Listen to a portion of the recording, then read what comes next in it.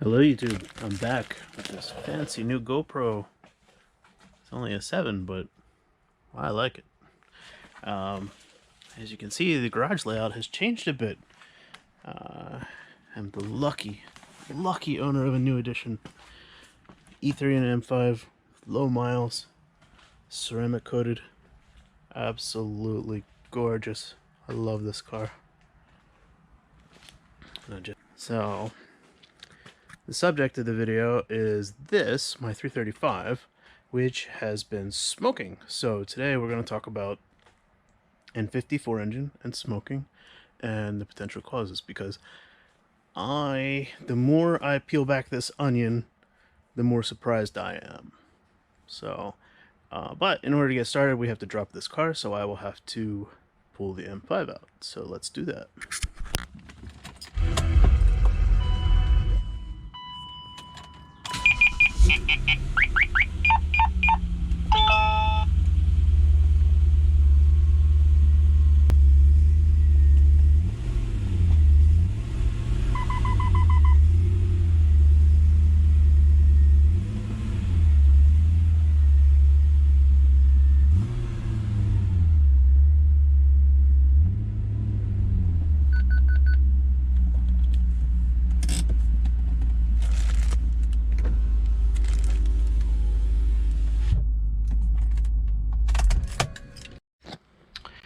So this is the undercarriage of the N54 with the splash shield removed, and this car is a bit of an oil leaker. And I don't know all of the sources the oil is leaking, but I do know that it's leaking from the oil filter housing gasket. If I can get you up in there. This light source might not be good for this. And I think the pan gasket leaks too, and potentially the rear main seal. I'm not sure. But anyway, this video is not about that. It's about smoking. So the backstory here is I installed the VRSF straight pipe exhaust, and I had no smoke that I knew of before that. And I had these VRSF downpipes. Now I got the downpipes first. And the downpipes, I had no smoking issues or anything else. The smoking came after I changed to the VRSF exhaust. And kind of how it started was, you know, I'd roll to a stop sign and I would smell like an oil burning smell. I wouldn't really see any smoke, but I'd smell an odor. And you know, and when I installed the downpipes, I definitely didn't see any like dripping oil in the coming out of the turbine of the turbo or anything like that. So I think they were fine, at least at that time, but now it's anybody's guess.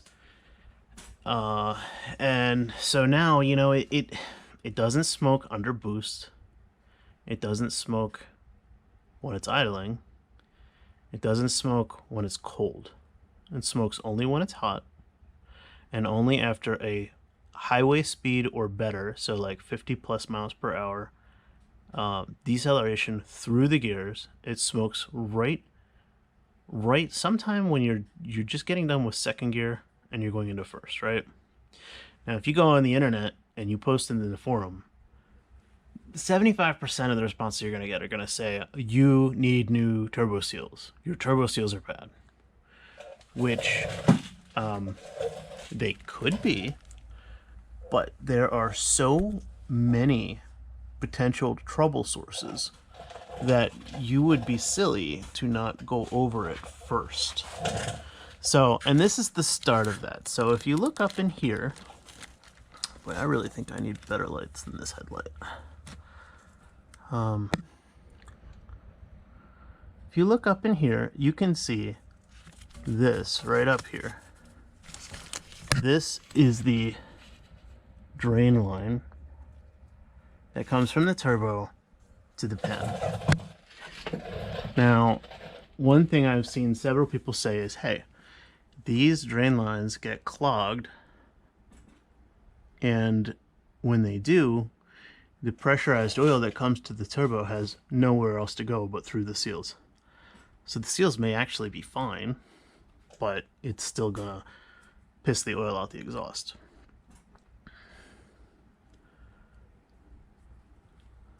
So we're looking into that. I already pulled off this front one, and I'll show you how to go about that. It's not that easy, and then we'll go from there. All right, we're back. So, as I was saying, the very first thing we're going to look at, and probably shouldn't have been the first thing, but the very first thing we're going to look at is the front turbo oil drain line. And so, in order to do that, there's 2 bolts all the way up in here on the drain line, and then there's one back behind here, which you may or may not be able to see. So there's 2 bolts up on the drain line, and then there's one on the pan for the pipe. And they say that it gets like the oil gets coked and, you know, clogs it up. So I already took out the top bolts, and what you'll need is this. Let me make sure you can see this. It's a T-handle Torx driver. I got this from Harbor Freight, and it's pretty much required because you can't fit, you know, a ratchet up there. So maybe if you have like an Allen key style Torx bit, that might work, but the T-handle's better because it gives you much better leverage. So you stick it up there and get this bolt, right? And you'll have to push back on that thermostat slash water pump pipe. And then to do the inside one, you have to actually come up on the inside of that to get that out. So it's extremely tight. You probably like in the book they probably say pull the water pump. You know, they wouldn't mess with this, what I'm doing here. But I don't want to drain the coolant yet.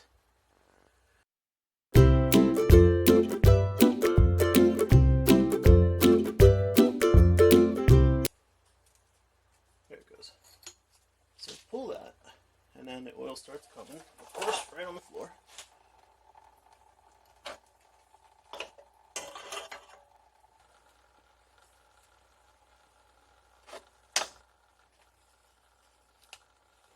So anyway, I got the pipe out, and it kind of looked like this. You know, it's clear. You know, I tried to blow through it, and it's perfectly clear. So that's not the issue. All right. So to do pretty much anything topside, you have to pull off the airbox, the cabin filter, this cowl, I assume that's what it's called, and then this, you know, valve cover. Okay, I'm trying to keep you, you know. Like I said, it's pretty hard because I'm very active. I move around a lot. You are very active. Very active. Look, I can like see pretty well. That's because it's a GoPro, man. With the light where it's at right now. GoPro is awesome. Are you filming me? Yes, sir. So, that, as you hear, is Camera Girl, the beautiful Camera Girl, who has decided to grace us with her presence. We are so happy with that. Because having a Camera Girl makes life so much easier. So, she's actually getting some of the process of pulling off all of the intake. And yeah, I'm not missing anything. You just gotta pull hard. Pull hard. Pull hard. Like that.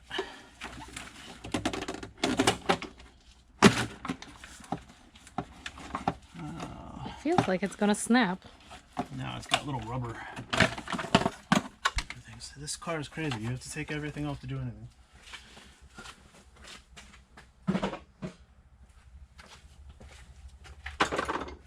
So where are we at now? We have one hex bolt back there.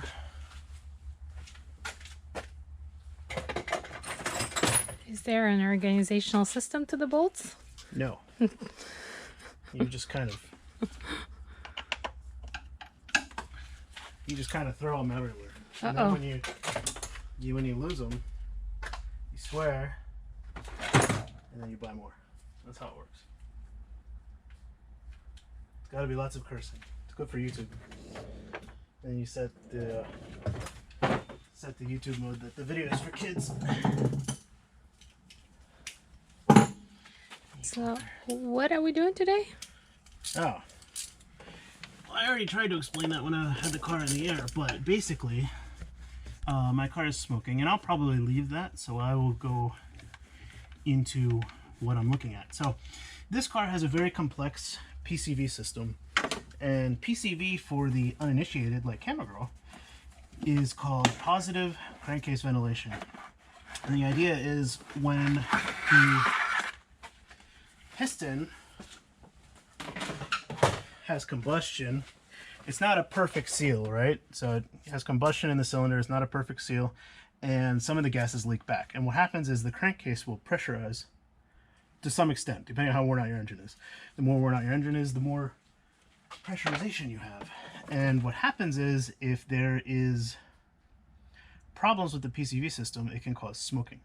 So we are digging in now to get to the PCV valve, of which there are two. There is this one, which is the low pressure PCV valve, and this is the high pressure valve, which requires lots of explaining on this car. So I can get into this now. I think I'm in the right spot to explain this. So Camera Girl, are you filming? Yep. All right, so smoking on the N54.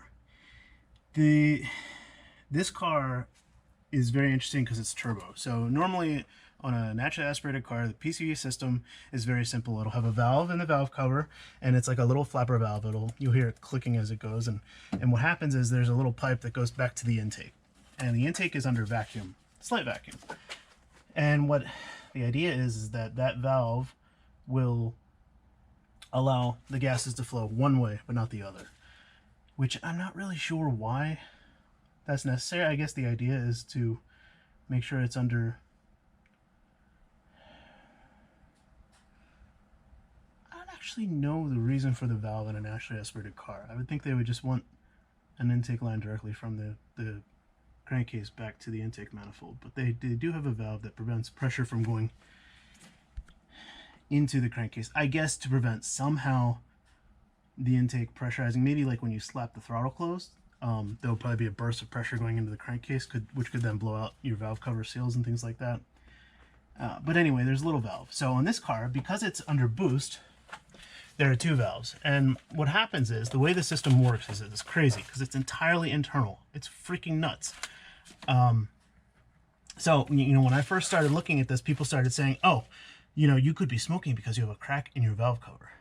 I said, how the hell does that work? How could that possibly be the case?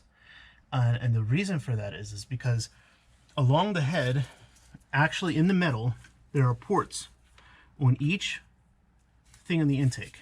So at idle and under deceleration, these ports way down in here put a vacuum, and under boost, there's pressure. So these ports go to these channels, which go to this assembly right here. I'm pretty sure these are channels, these are channels, and these are channels, and they go up through the valve cover gasket. So if you have a crack in your valve cover, or if you have a leaking valve cover gasket, under vacuum, it's basically going to suck in extra air that's unmetered, which does nothing good for the car. And it potentially, see, the PCV is supposed to limit how much it gets, and it could potentially suck in all kinds of oil fumes, which would cause smoking. So shouldn't you be able to see some kind of seepage by now that you got the covers off? Yeah, I don't see any seepage. because the problem is not that the valve cover gasket's leaking. The problem, one of the potential problems, is that this low pressure PCV valve is stuck. And what happens when this sticks, say this sticks open, okay? If this sticks open, then when you go under boost, pressure will come through here into the valve cover, and it will pressurize the crankcase, okay? And you might say, how would that make a smoke show? And this is the killer detail, the thing that I didn't realize. Once there's not adequate volume, so this is designed to have, under all conditions, a very mild vacuum.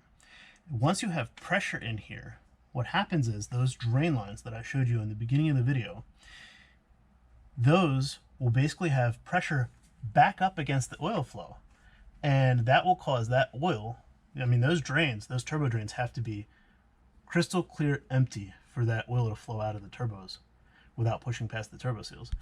And so what will happen is, if you have crankcase pressure, it could potentially cause that oil to seep out through the turbo seals. So that low pressure PCV valve could be a culprit. And similarly, this high one could be as well, because you know, it's happening at the transition, the boost to vacuum transition. So it may be the deal where this flapper valve doesn't open or close fast enough. And you know, basically, regardless of what's going on, there's two possible scenarios. Unless, I mean, I'll still, on camera, I'll still have to pull the rear turbo drain line, and I'll still have to pull the rear turbo downpipe to see if that seal's leaking. But if it's not, then you either have the high side flapper is sticking, and when that sticks, basically it allows pressure in the crankcase just for a little bit when it sticks, which causes a little bit of oil to go into the, you know, into the downpipe and into the exhaust, and then a smoke show out the back. If this one is sticking, then what happens is, and it could be this low pressure one, because the way this car feels is when you stomp the gas, it feels like it's winding up. So you'll hear the turbo spool, it feels like it's winding up like a spring, and then all of a sudden it's pow, and it just ripped the rear tires loose, and it does not ramp up the power at all. It's like a switch. And I almost think that, you know, the boost is getting up here, getting in the valve cover, spraying oil out the sides, and then all of a sudden this PC valve clicks close, and then the boost goes where it's supposed to. So good bet that that's the problem. So you're going to start with that theory first? Yeah, so this is pretty simple. So I have to disconnect the battery, and I have to pull off this high pressure fuel line, which you want to disconnect the battery because this car has a mind of its own, and it'll just randomly decide to prime the fuel pump. And you don't want that to happen with the fuel line off. So not that much would come out, but still. So disconnect the battery, pull this fuel line off, then you can undo this. This is 13 millimeter, and it's a cover to the PCV system because it's internal. And this is, it took me a while to wrap my head around this. So this side of this valve internally, it goes to the whole crankcase, right? And then on the other side, it goes to these channels, which goes through, there's a built-in cyclone oil separator system. So, and again, if that's clogged up full of crap, that could cause oil fumes in bulk to go into your intake, which could make smoke. So it's entirely internal. So you pull this cover off, and then you can pull the valve out. Pull it. Let's pull it. Let's pull it. So, let's do it. Yeah. Well, we're talking first. What? I want to see it. We have to explain. We're an educational channel. Oh, we're an educational channel. Nah, I'm just kidding. All right, so let's get the battery disconnected.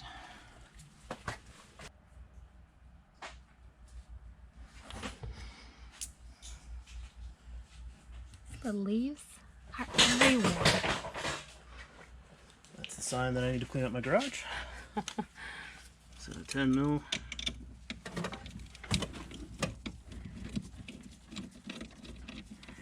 Just disconnect the negative terminal. Tidbit, you always disconnect the negative terminal, because if you disconnect the positive terminal, as you're undoing it, if you bump into anything that's grounded, which is pretty much everything, you get a nice fire and spark show. Cooperate. Wait, you are supposed to get the spark show because you're on YouTube. You're trying to get views. That's true. That's how most people do it, I think.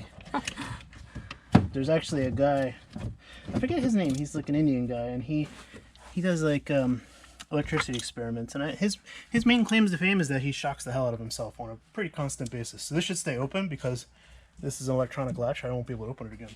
Okay. I'll have to crawl through the car. However, if I lift the car, that's a problem. So let's do something about that right now. Yep. So now we're gonna get at this fuel line. So this is 14 millimeter, and you just kind of crack it, and fuel will probably go everywhere. I see some coming out. It's not that bad.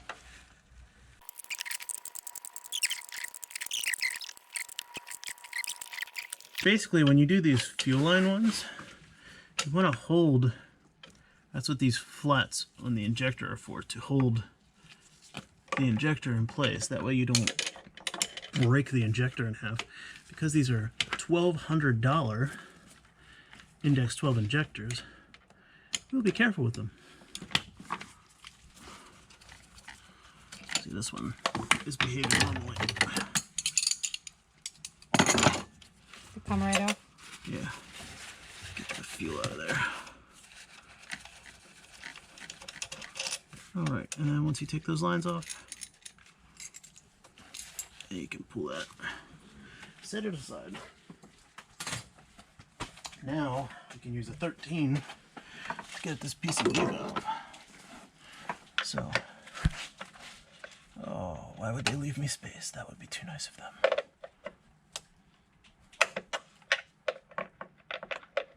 It's plastic, so you know, be cautious with it, but I assume the part's available. I'll get a ratchet for that, that's boring. Is a BMW dealership an essential service? They are actually. They are an essential service, so they're open? I'm sure the service department's closed, but the sales department's open. Oh, is that right? Because, you know, essential. Yes.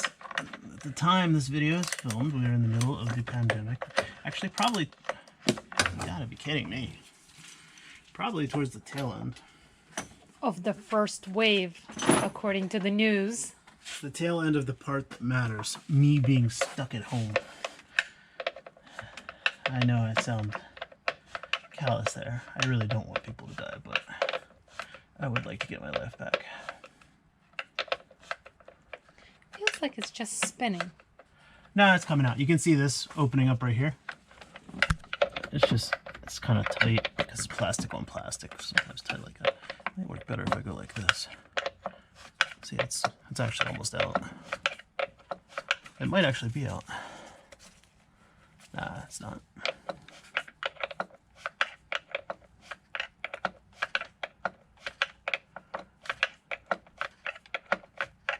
Yeah, it's out. So this has that little O-ring on it. So you have, Show the O-ring. So if you have oil over the back of your head, it could be this O-ring. And then inside there is the valve, which, see how hard this is to get out. Come to Papa. Oh, there we go. So that's it. This is the low pressure PCV valve. And so at this point, we'll want to blow through each side to see if we can blow air through. So we'll clean it up and try to blow air through it. Here we go. All right, so when you get the PCV valve out, look for sludge. Look for sludge in the cap. Look for any kind of sludge anywhere. And it'll look like this, and you'll see there's a little orange thing in there. Mm-hmm. And this is supposed to block when you blow air through this way. So when you blow air through this way, it should block all or most of it anyway.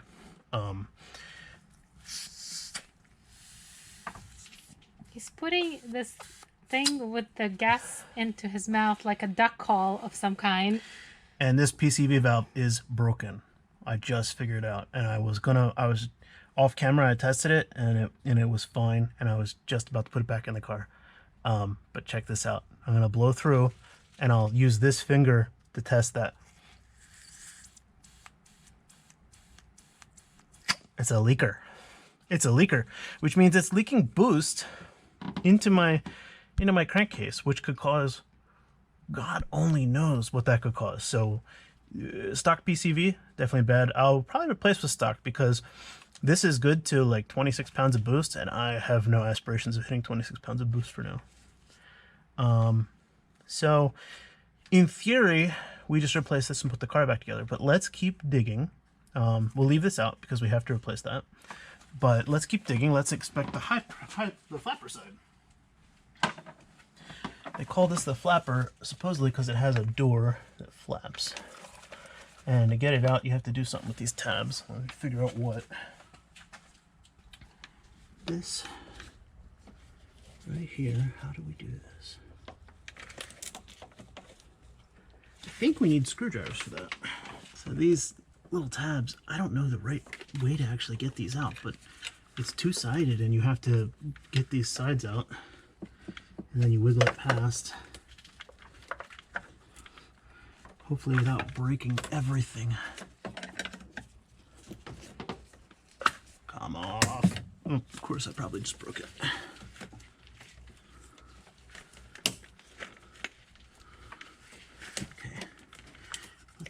leave that like that, and then we'll stick it in this side. Oh, I think it's already broken. I think I broke it. So.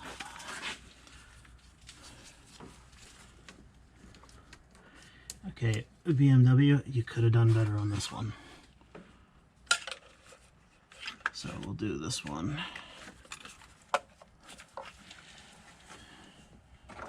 Did that tab break on that one? Is that what it is? Yeah, but only one side, so hopefully it's still okay.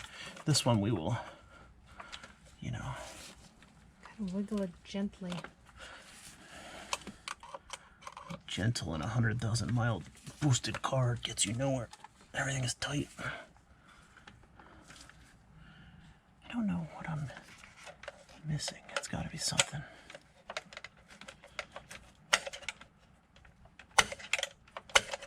Hello. Come out of the hole.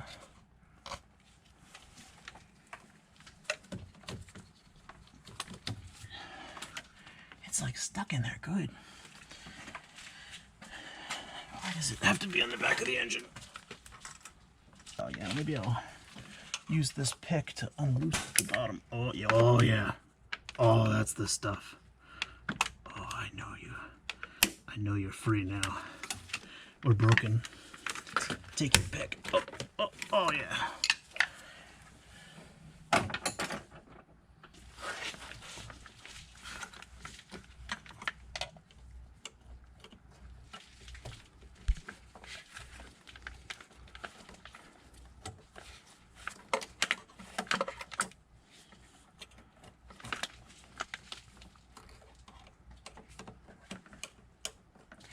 Oh, I think it's actually all four. It's 4 sides it's clipped on? Yeah, it clips on every single part. That is obnoxious. Is it broken? Is it broken? Is it broken? Yeah, it is broken, but it'll still hold. Now these, I think these pipes are replaceable too. So this is a flapper valve, and if this was bad, it wouldn't flap. But we do have to make sure that it holds boost. Or holds vacuum, I guess. So this is the engine side. So this would want to let air out, but it would not want to let air back in. So time to get my face oily again.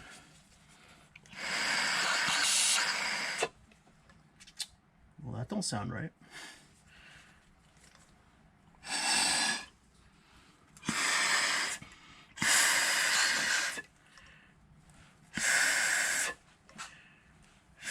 Well, even with the door closed, it's letting a lot of air through, so I'll replace that too.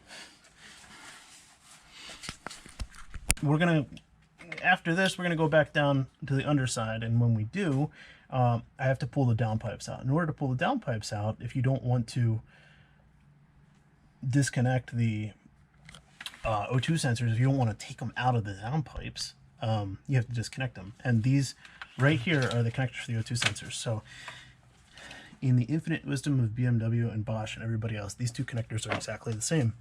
And because of that, you can swap them. And if you swap them, the car will not run right. So one thing we can do is simply mark both sides of the connector, and then we will know which side goes with which. So yeah, you press down on that, and then you pull. Okay. And then same with this one. So you gotta lever it out, pull down on that, pull the connector, and then this guide could be a how to do the O2 sensor guide. And then you just gotta get rid of all of the clamps. It's on these little clamps all the way through here, so you gotta let it run free. All right, we're back with a new day, and you know, overnight I had some time to Google and take a look at things, and you know, we're back under the car now. And I said a few things that were wrong yesterday. One of them was that that PCV valve is going to be replaceable, the low side. Apparently, BMW's replacement for that is literally just a whole new valve cover. So So there are aftermarket solutions. There's one from RB, one from VTT, and a few others. I'll probably get the RB one because it it definitely didn't leak profusely. Like, it wasn't just blowing through nothing, but it leaked. I mean, there was air leaking through there, and I assume under boost, under like 15 pounds, it probably leaks a lot more. And it's definitely inconsistent. Sometimes it would seal up, and sometimes it would leak. And as far as the flapper valve goes, it's supposed to leak, and that one's a bit debatable because some people online were like, "Oh yeah, I blew through either side. It didn't seem like it did anything." So the flapper valve may be supposed to leak a lot of air, which might mean that mine's fine, but it's not an expensive enough part that I mess with it. I'll replace it anyway, and maybe put a catch can in there. There's a pretty decent looking catch can on eBay for the high side for $50. For the low side, though, I'm going to continue to use the built-in PCV because all of the low side solutions are pretty expensive and unnecessarily so, I think. Now we're back on the underside, and what I did yesterday is I disconnected those O2 sensors, so now I'll be able to actually pull these downpipes out, and we'll be able to do two things. One is we'll be able to inspect the rear turbo oil drain. Number two, we'll be able to inspect both of the turbos, the turbines. We'll be able to feel for play and look for like dripping oil out of it to see if potentially that's the cause of our smoke. So I'll set you guys up on the tripod, and we'll have at it.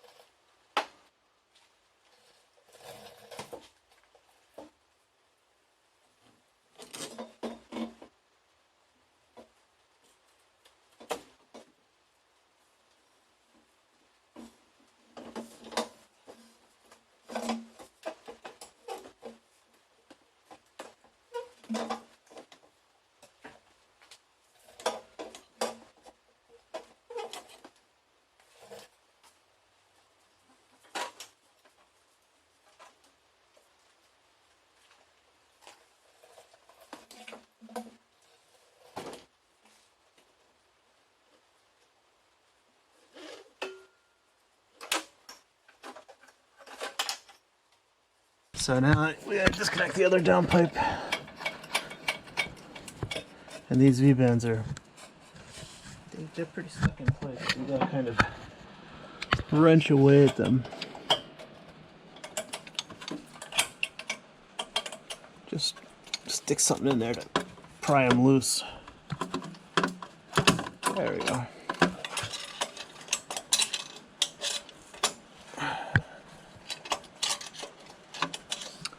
Try putting this back together a little bit and then jamming something in there to loosen up that top.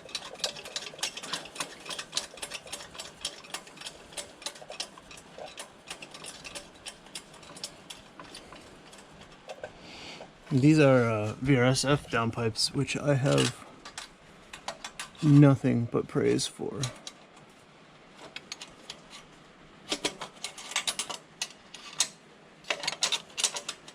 I suppose tightening it back up to loosen it is probably not going to be what I need. Come off, you SOB. I see it's actually kind of off a little bit. Try to wreck these threads.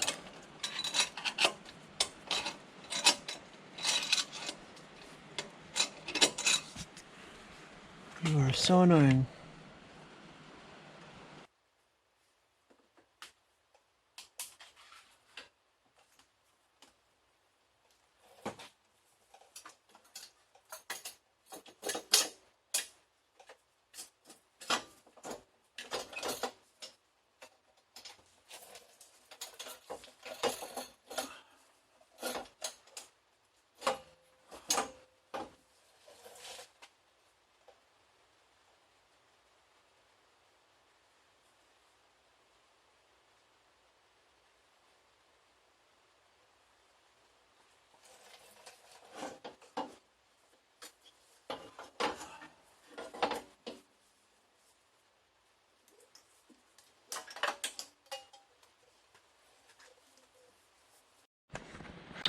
So now we're into, I got the other downpipe out, and I found out something that is a little disappointing. I'm not going to be able to inspect the rear drain without holding the engine up because I can't get it. Those two, I don't know if you can even see those. Yeah, see those two Torx bolts up there? Those hold the drain into the turbo up there, and then there's one here, and I can't get it actually any of those without pulling the engine mount, which means I have to suspend the engine, which I have the equipment to do, but I'm not going to do that, and I'm going to show you why. You actually look in the turbo. There's no black really. There's, you know, I've seen some people that pull the downpipes and they look at the turbo and it's like dripping oil out of there. But I don't have any of that. And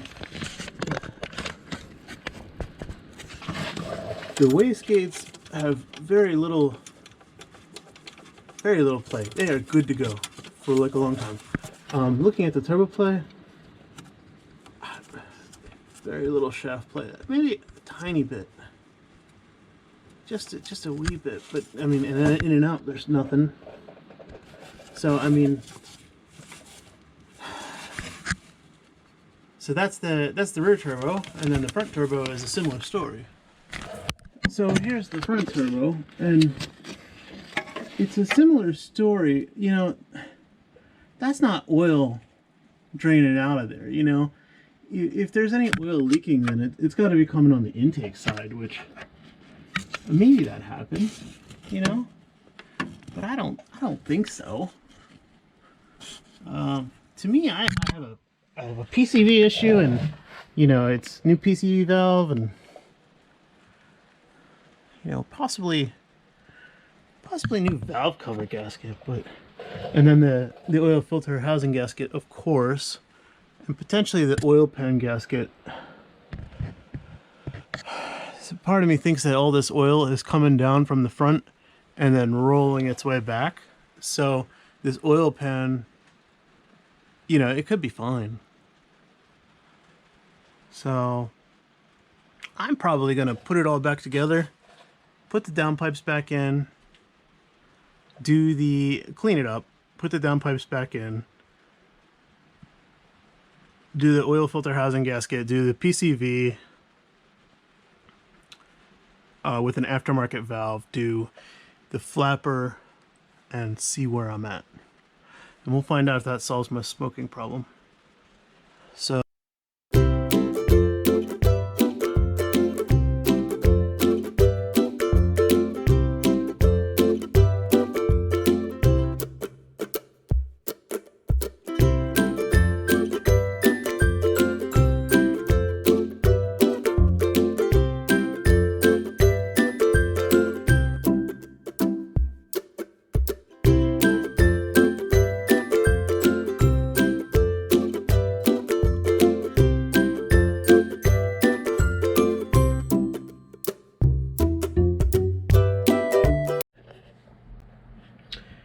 alright guys, I'm sitting at the sitting here trying to edit this video, and I'm realizing that it's going way too long. It was originally supposed to be a single part, but I think now I'm going to do a two-part. And one of the things that I wanted to point out was that in the second part here, I'm going to go into the oil leaks a lot and actually trying to clean the disaster of the oil leaks up. So I got a steam cleaner, some other bits. So so in addition to showing the definitive cause of the oil leaks, because I'm filming this outro way after I've had this fixed, and I'm pretty sure I got it fixed. So if you want to find the definitive cause of the smoking, as well as to see what it's like to clean this up, go ahead and subscribe. And in a week or two, hopefully I'll have it finished, and we'll see you next time.